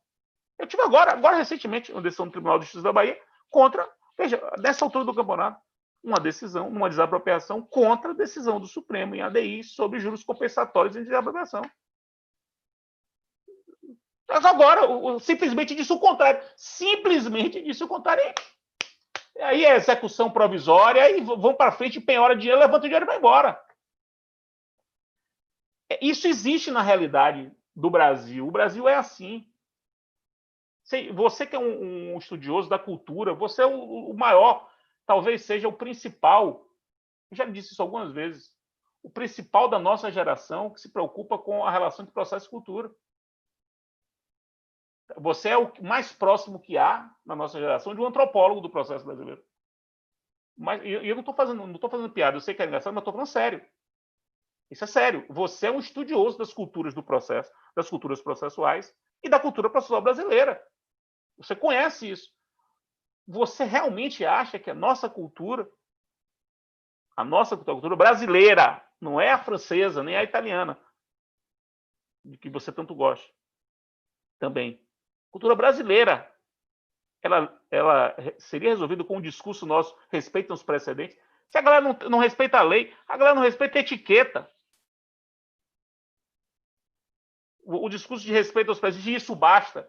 Agora a gente vai conseguir convencer as pessoas, os tribunais não vão desrespeitar os precedentes, a gente não vai nem precisar da reclamação. Você acha que esse discurso funciona na prática? Você acredita realmente nisso? Aqui é uma retórica, aqui é uma pergunta retórica. Aqui é para dar emoção no meu discurso. Não é para ele convencer. Não é para ele convencer. É para convencer o auditório. Ou quem sabe, né? Não, o que eu acho, Fred, assim, eu entendo a tua posição. Eu poderia voltar aqui a te dizer o seguinte: tem uma enorme diferença entre fazer valer a reclamação para tutela de uma norma, né? O precedente é o significado da norma encarnado, e uma situação concreta que foi desrespeitada a partir de uma liberdade civil. Claro que tem. Eu vou discutir contigo essa questão da segurança jurídica de novo e da inconsistência. Vamos deixar isso de barato. Vamos só ficar na cultura. Eu não sei quanto tempo a gente tem, Paulinha. Mas já só acabou, não. Já acabou. Não, é isso que eu ia dizer. Tá, falar 5 minutos aí para a gente. Tinha até 2 perguntas aqui, mas depois a gente. Não, é só para falar um pouco da cultura. A gente faz uma versão 2 para poder aprofundar aí esses debates e a gente chegar num consenso, mas diga aí. Não, só o problema da cultura, porque de fato esse é um problema.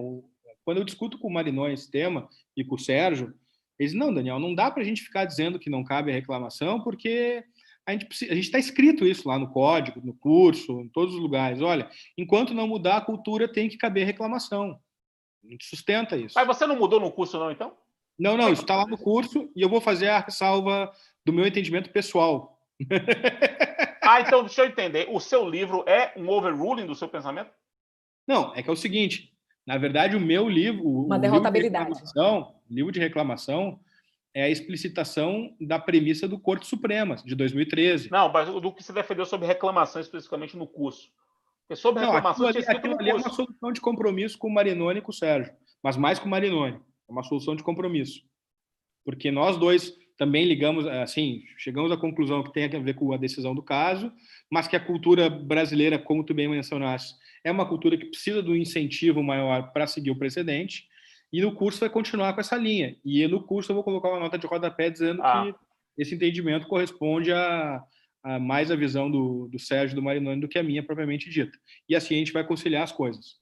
Mas eu, sinceramente, acho que nós vamos ter que conviver com a cadeia recursal e aprimorar os instrumentos de técnica antecipatória recursal, principalmente se valendo da tutela provisória autônoma antecedente, para chegar no Supremo e no STJ e fazer valer as razões pela cadeia recursal e não pela reclamação. Então, assim, a resposta é muito simples.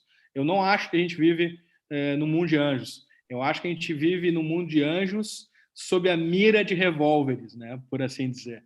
Os anjos só funcionam sob a mira de revólveres. Mas a mira do revólver aqui tem que ser o recurso e não a reclamação. Só para deixar assim meu recado final. Tá, deixa eu colocar aqui só duas perguntas e daí respostas objetivas com relação a elas, e daí depois a gente aprofunda em uma outra oportunidade. Primeira pergunta que tem aqui, que a Thaís Sampaio fez, é: enquanto não há cultura de precedente, ou essas ações, o RE e RESP, a reclamação não seria ainda constitucional? Se a reclamação ainda, é aquela hipótese, né? Ainda constitucional. A outra pergunta é: cabe reclamação quando está em discussão se o caso concreto deve ser resolvido pela aplicação do precedente ou pelo distinguish, que o Daniel Marchionati, que é professor aqui da casa, também fez a pergunta. Não sei se ficou muito rápido. Enfim. Eu acho que essas perguntas, Mitch pode responder bem tranquilamente. Eu só queria fazer uma observação. Não, mas é porque não precisa de duas respostas para as duas perguntas. Mas só porque eu vou falar agora por último, depois passa para o Mitch. É incrível como nos últimos, sei lá, em 2008, eu coloquei no meu curso de processo um capítulo sobre precedentes. 2008. Ninguém falava disso nos cursos. Eu resolvi colocar num curso de processo civil um capítulo sobre precedentes. 2008. A cultura de precedente ali era zero. Cultura, zero. 12 anos depois, as coisas mudaram radicalmente. Radicalmente. Em 12 anos. Não são 800 anos de common law para poder gerar a cultura de precedentes no século XIX. Em 12 anos, as coisas se transformaram radicalmente. Imagina os próximos 5. Imagina os próximos 5. Então, a gente tem que pensar em períodos de tempo maiores. A cultura do precedente hoje é muito mais forte do que era 3 anos atrás, muito mais forte do que era 5 anos atrás. E no ano que vem vai ser mais forte do que esse ano. Isso eu quero deixar registrado. Porque a mudança está acontecendo. Está acontecendo. E a dúvida é: está acontecendo por causa também da reclamação ou a despeito dela? É uma dúvida para a gente pensar. Essa cultura dos precedentes que se vem afirmando no Brasil nos últimos anos, período que coincide também com a transformação da prática da reclamação, é uma cultura em que a reclamação contribuiu para esse desenvolvimento, ou esse desenvolvimento se deu a despeito dessa transformação da reclamação? É uma pergunta que fica no ar. Não, eu te diria... Obrigado a todo mundo aí. Só para despedir, depois passo a falar. Obrigado, foi excelente o debate. A gente tinha combinado até 1 hora, mas ficou até muito bom. O debate foi ótimo, né? Foi ótimo também. Eu diria o seguinte, Fred. Se a gente olha os julgados do Supremo e do STJ, a gente vê muito claramente, tem uma autoconsciência dessas cortes a respeito do que elas são, e elas se afirmando como essas cortes, né? Tenho dúvida disso. Eu acho que esse é um ponto fundamental. Talvez eu não tenho dúvida disso. Não tenho dúvida disso. É fundamental. O STJ puxando a orelha do Tribunal de São Paulo em matéria penal é fundamental, publicamente, fundamental. Nossa geração, Mitch, a nossa geração viu tudo isso. Sim, viu essa transformação toda, porque isso se deu em 20 anos. A gente viu tudo isso acontecer. Não, a gente via agora, o Marco Aurélio refluiu, né? O ministro Marco Aurélio, também, todas as homenagens, a gente está falando de ideias aqui, ele costumava dizer: olha, eu não vou, eu jurei cumprir a Constituição e não as maiorias. E agora o discurso já é outro. Não, eu vou seguir aqui a maioria, nada obstante, continuo entendendo que está errado. Tem voto agora já. Tem voto dizendo isso dele. E é isso aí, eu acho que é importante. Bom, mas pegando as duas perguntas, então, Paulinha, na minha avaliação, não, eu acho que, de fato, é inconstitucional desde logo, então não dá para aplicar a técnica da lei ainda inconstitucional, e também não dá para aplicar o aparato do precedente para resolver reclamação. O Fred certamente vai dizer o contrário, né? Pelo nosso debate, acho que é natural. Mas não é o contrário, é porque como eu não acho que é inconstitucional, eu nem botaria o advérbio ainda. Nem botaria o advérbio ainda, né? Nem discutiria. Mas eu também quero dizer que foi um prazer o nosso debate. Eu gosto muito de debater ideias e, francamente, sem cartas na manga, eu acho que todo mundo cresce, acho que a gente fica cada vez melhor e o nosso país melhora. E eu acho que a ciência, a academia, a universidade tem o papel de fazer com que o nosso país melhore. É isso aí. Muito obrigado também. Bem, eu só tenho a agradecer a participação tanto do Daniel quanto do Fred aqui nessa discussão sobre a reclamação, que eu acho extremamente válido, que é o que o Daniel falou e que o Fred também colocou, que é justamente a ciência e a academia produzindo essas tentativas de erros e acertos num campo de suposição, obviamente, que a gente não tem como saber sobre a aplicação, mas fornece, digamos, um arcabouço sofisticado teórico para que a corte e a prática, de uma forma geral, pense e medite também sobre as respostas mais adequadas para a resolução dos problemas que a gente tem. Então, agradeço demais aqui a participação, essa disponibilidade, que justamente, como o Fred falou, de 1 hora, a gente já está aqui 1h40, porque foi muito bom, e é bom assim, quando o debate, que a gente vai depurando essas premissas, a gente vai encontrar aí um consenso, que é importante. Se a gente não encontrar aqui, imagina nos tribunais, acho que vai ficar mais difícil. E agradeço aqui a Faculdade Mackenzie, na pessoa aqui agora do professor Fabiano Tesolin, coordenador aqui da pós, de processo nos tribunais superiores, essa oportunidade de estar aqui nesse simpósio, e agradeço a participação de todos que acompanhou, o pessoal que acompanhou a gente, está até agora aqui, dá para ver aqui pelo canal do YouTube da Mackenzie, que está aqui com a gente, né, nessas discussões, e fica já para uma próxima rodada aí para a gente poder discutir isso e mais outros temas. Obrigada, gente. Boa noite. Obrigada, Fred. Obrigada, Anne.